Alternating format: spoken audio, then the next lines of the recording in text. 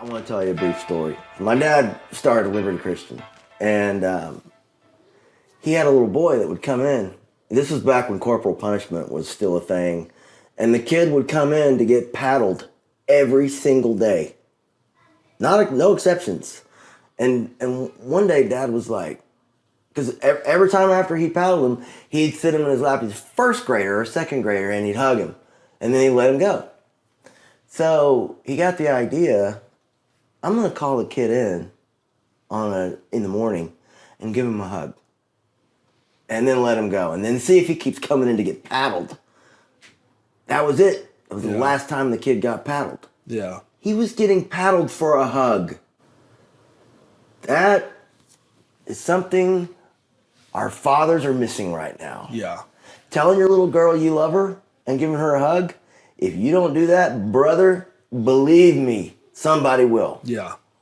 And it is, we have dropped the ball so dramatically with social media. It's like a babysitter. You can give your kid a cell phone and they'll take care of themselves for hours if you're that stupid. Yeah. So like my kids are growing up in a very conservative, Christian, seemingly sheltered environment. But even at within my family structure, and then I have my ex, so they spend some of their time with her and some of their time with me. Like, but in general, we still have a Christian conservative kind of shell over them, right? But I would just want to say, even at that, okay, my daughter, she's 10 years old, and she wanted to do this TikTok dance with her friends. So I've never seen it before. So it's called Cupid or something, and they're doing this like little thing. Well, so I recorded them doing it, and then right before I posted onto our kids' YouTube channel, which is called Smiley Kids, like a huge kids YouTube channel.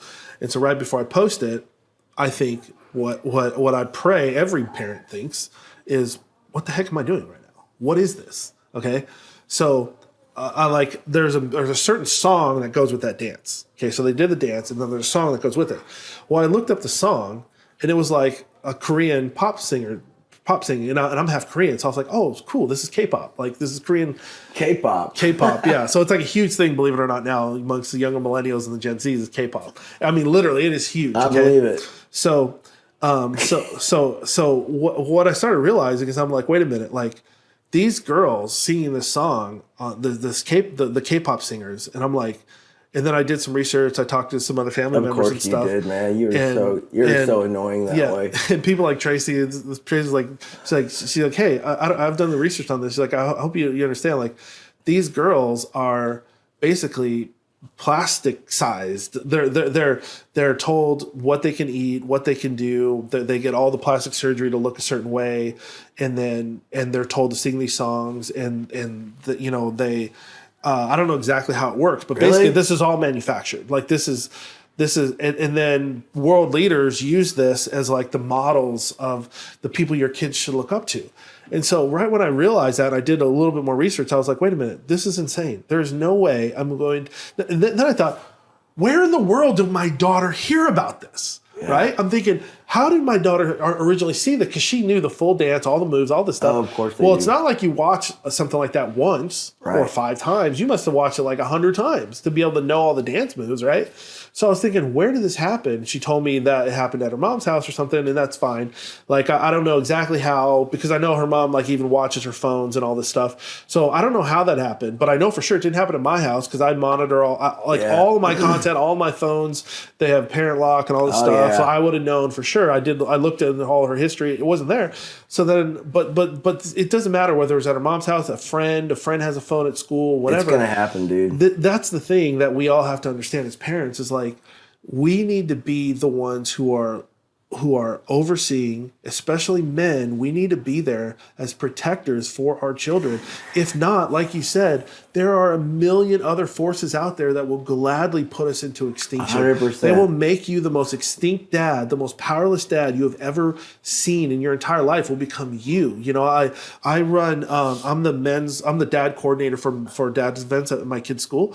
And so I've been networking with a lot of dads in the past few months. And it is sad how many dads I've met with, and they go, well, yeah, like I was meeting with this one dad, he said, Yeah, my son, he goes to the school, and he was in a divorce relationship, and he said, yeah, my son, he basically doesn't listen to me anymore. And I'm like, dude, your kid's in elementary school. What do you mean he doesn't listen That's to you no anymore? good at all, man. And then I'm thinking to myself, the reason he doesn't listen to you anymore has to be, bro, because you weren't being a man in his life. Yep. And so, like he was blaming it on the kid and blaming it on the culture and blaming it on, and I didn't just, first time I met with him, I didn't hammer him with it.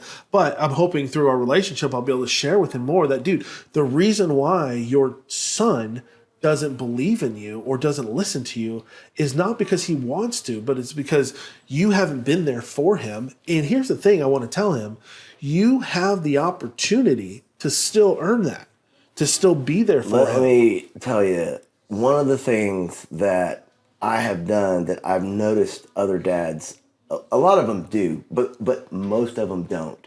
And that is, if you heard some of the questions that my sons have asked me, because they know that there's judgment-free zone, you can ask me anything. And I won't lie to you, and I won't not tell you the answer. Those are the rules.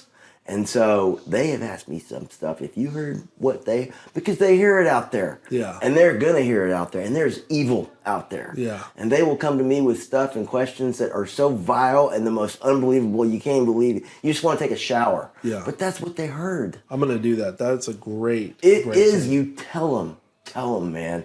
And if they want to, if they're watching a movie and it's a bad, like Fast and the Furious or something that's probably got some stuff in there you don't want them to see, it's not the end of the world, man. They're going to see that crap. Yeah. You're not going to be able to shelter them from everything.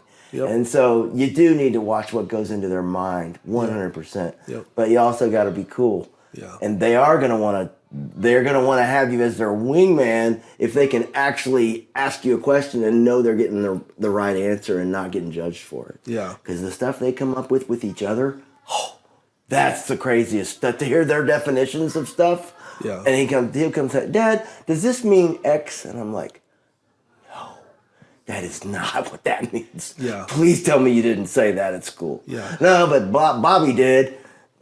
Yeah. There you go. Yeah, and I think we have to understand as parents and as dads, our children are, 50%.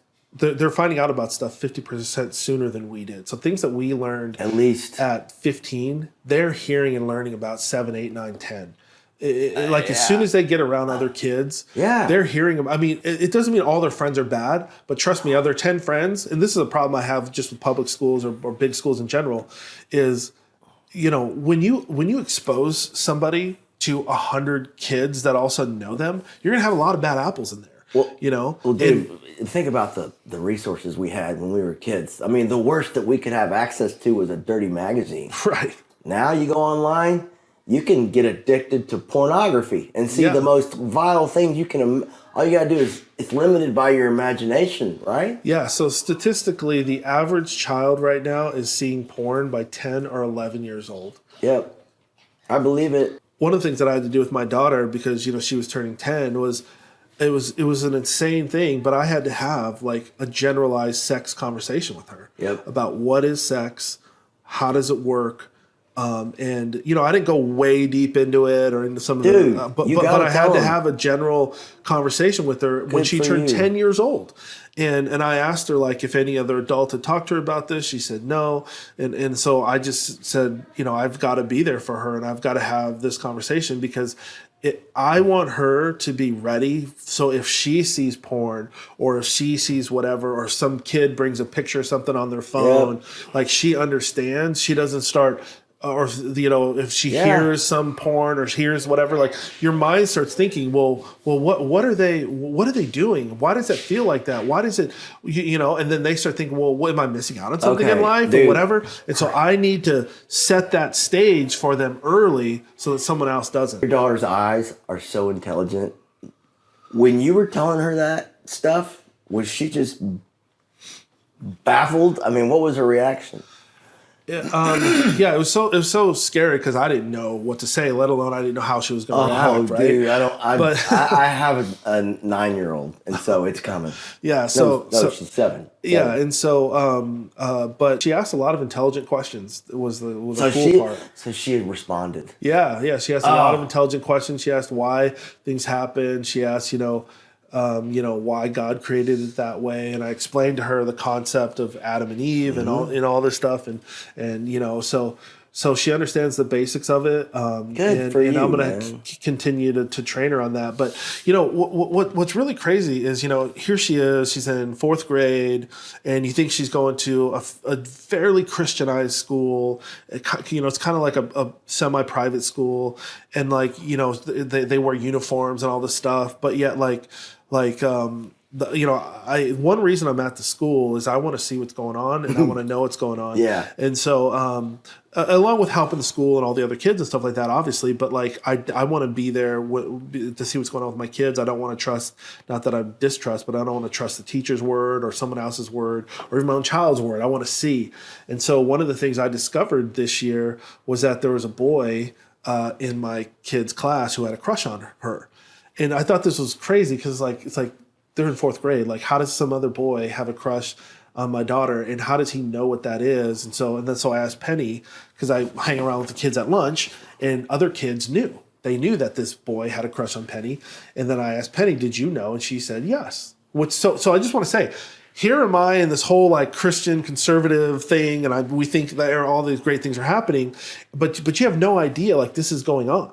Right, Dude. And then not only that, it got even crazier. Where I'm like, so then I start thinking. So I asked that was kind of one day gone. But then just during my standard time of trying to think like a man, I was thinking, well, what else do I not know? Yeah. I mean, how do I not? I would be stupid to assume they've never kissed. They don't hold hands. I have no idea. I'm not accusing her. I'm just saying I don't know what's going on. So I need to ask. So I asked her. Has anything like that happened? Luckily, nothing had happened. No, Okay, dude, that's still icky. but then check this out. So then I asked her. I said, "Well, do you have feelings for him?" She said, "No, not really." I said, "Do you think he's nice?" She said, "Yes." I said, "Do you like being around him?" She said, "Yes." So then I started thinking, okay, what is going on there? So then I was in my other kid's class, my younger kid, 1 grade younger, and kids in his class knew that this boy had a crush on my daughter. And I was like, how do kids in this other class know, right? It's a network that you have no idea. So then I asked these other kids. I know. I have no idea. I said, does Penny have a crush on him? And every kid said, oh, yeah, for sure. So I was like, okay, whether that's true or not, this is on a different level than I thought. No, it's not major, right? No, but man, I want to know, does she have feelings for him? And if she does, then maybe I need to be more there for her. I need to help her through those conversations. I asked her, has she ever shared this with another adult? She said no. I asked her if anyone ever asked her about it. She said no. And so this is the thing, is kids are going through things at a young age, much younger. We thought it was hard to have these conversations at 13, 14, 12. Man, these kids are 9, 10 years old going through this, trying to comprehend all that, and who should I talk to, and how do I feel, and why is this happening? Let me tell you, my kid is 11, and he's got a boy in his grade, and he talks about different sex positions, talks about stuff that he wants to do, talks about gay sex. This is at a Christian school. You wouldn't expect that to happen, right? You'd think that, but you can't be privy to all those conversations. And thank God he's comfortable enough with me to tell me about that. But what do you do? What do you do? Do you go to the parents of the kid that's talking that stuff? Or do you try to put a cap on it? Or do you just protect him, tell him what he needs to know, and carry on? I don't know. There's no manual. And every situation is probably different. And maybe that kid, hopefully his parents will catch on and do something to stop it. Yeah. Or he's going to get himself kicked out. Yeah, and I try to link these conversations back to the Bible. And the Bible doesn't talk very clearly about what are the 29 steps to have this kind of conversation with your child. No. But it gives a lot of good guidelines and a lot of good morals and values. And I think we all should, especially as men, like we need to be aware of those things. If you don't know, by God, just Google it. Like, what does the Bible say about this? Yep. Right. And then just be careful, like what you're searching, because that could obviously be censored. But you should look up or what are some scriptures about this, you know, or if you want to be more defined, like what are 10 or what are 20 scriptures about this, you know, whatever it is. And then at a minimum, I would be a part of the conversation as a man. You want to be a part of the conversation. You want to let your child know, like you said, that you're a safe place to that they can come to. Yep. And I would say a third thing that is really powerful that changed my life when I was a kid, even though I didn't tell adults or tell people, but share a scripture with them. Because if you believe in the Bible, the Bible says like that the word of God is sharper than any two-edged sword. And I mean, if you want to carve off the crap that they're listening to really fast, share a scripture with them.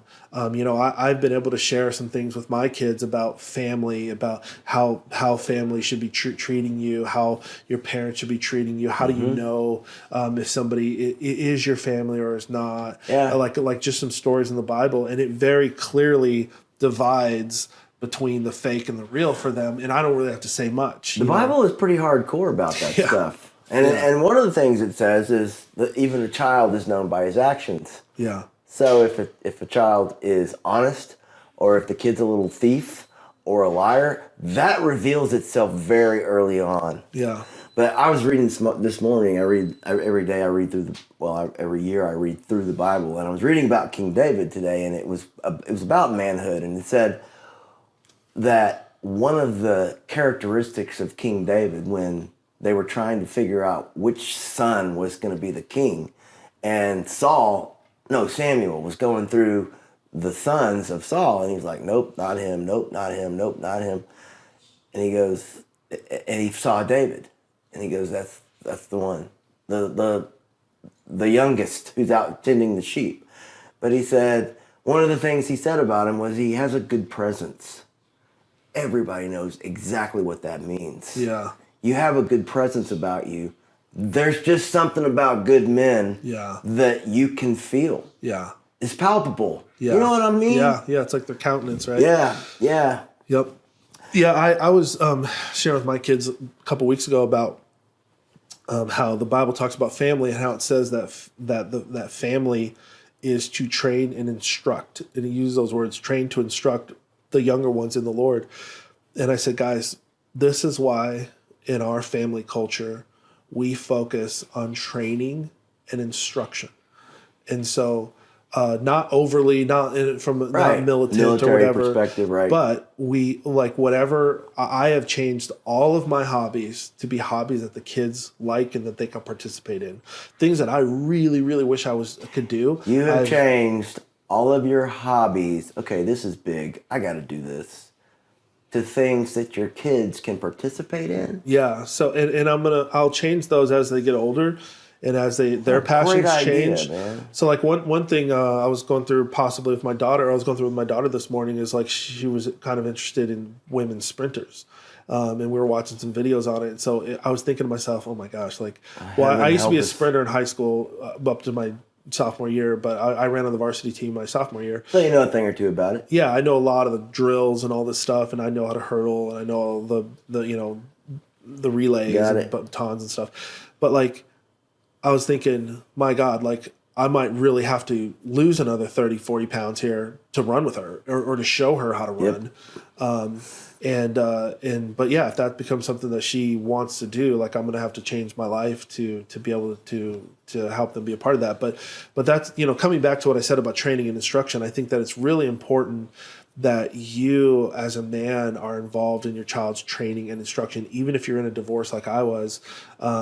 Do not give that up. It doesn't mean that there's anything negative about the stepdad or whoever, but like, do not give up that God-given right that you have. They carry your name. You're the one to give them the blessing. You know, it's not someone else. You are their biological father. It doesn't matter what the law says or anything. Like, you are their biological father. I'm not saying break the law. I'm just saying, like, you are their biological father. Do not give that up, and be the most influential person in their life in terms of their training and their instruction. And so, you know, everything that we do, from even them sitting in the other room right now or whatever, a lot of people say, like, well, how do 4 little kids between 5 and 10 years old sit in another room for 2 hours and be generally quiet the whole time? Is because they've gone through a life of basic training and instruction. And you will notice, too, that kids like structure. They like to know what they 100%. can and can't do. Kids don't want to be wild. They become wild because they have no structure.